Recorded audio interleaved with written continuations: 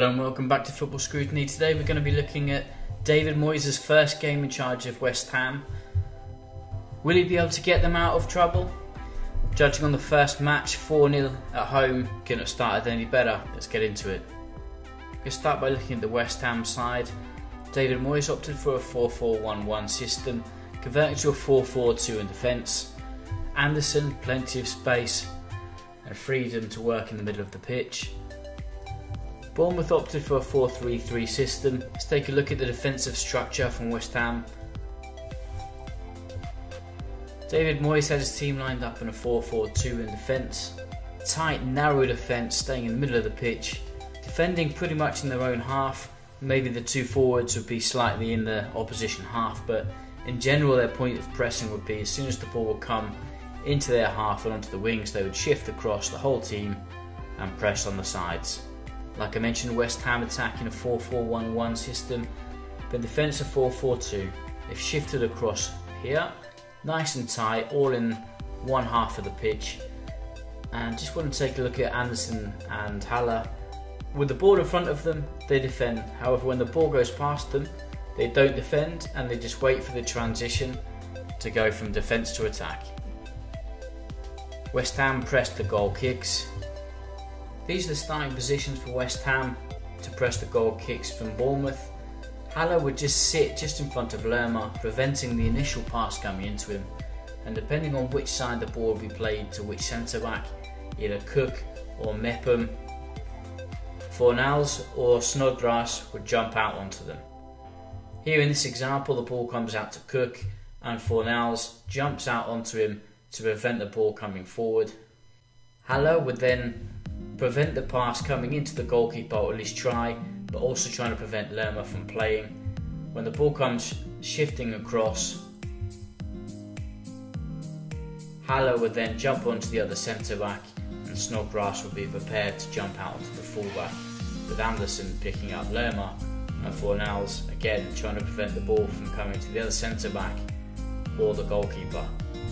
He'd also, of course, have to be aware that the ball doesn't get switched across into Francis and create a 2-against-1 situation with him, Wilson, against Cresswell.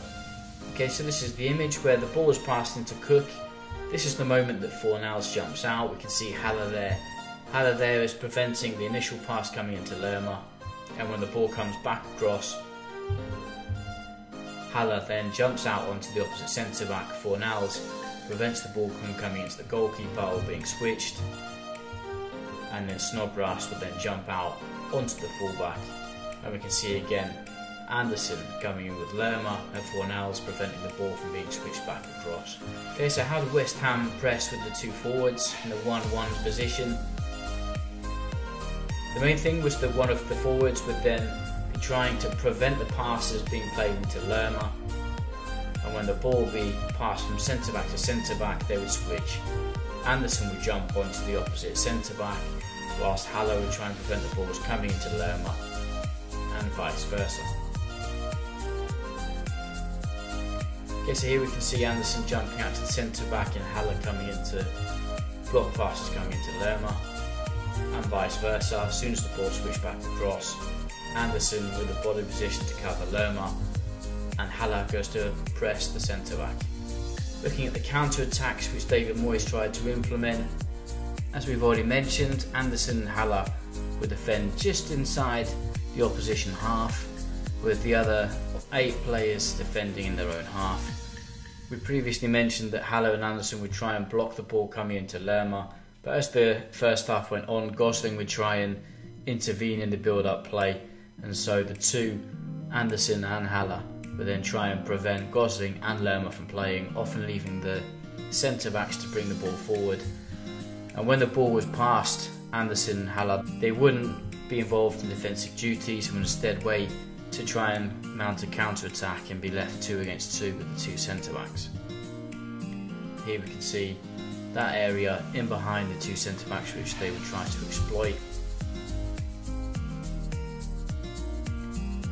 Okay, so here we can see Anderson trying to prevent the ball coming into Gosling, Haller responsible also for Lerma, and leaving the ball for the centre-backs to bring it forward.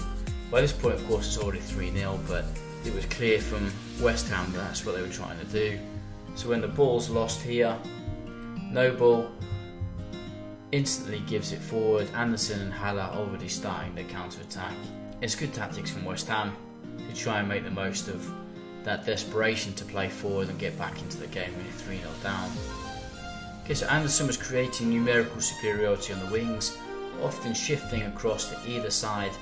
Here we can see the ball coming into Fornals and Anderson coming across and going forward. This would then allow Fornals to come inside, fullback would have to come with him, the centre back's out of position, and it created difficulties for Bournemouth during the game. Okay, so here we can see Fornals receiving the ball on the wing and Anderson dropping in behind the space from the fullback. This now drags the centre backs out of place and gives Fornals the opportunity to come inside. Again, here's another attack where Anderson finds himself on the right side of the midfield and is able to play in Snodgrass or Fredericks. West Ham opted to play long balls instead of playing out from defence. Here I'm just highlighting the amount of space that was available for the centre backs from West Ham or the fullbacks to drop into and then play out. But instead of doing this, they opted to play the ball long into Haller, and then Anderson and Snodgrass would then look for the flick-ons, whilst Rice, Fredericks and Noble would try and look for that offload from Haller or that second ball.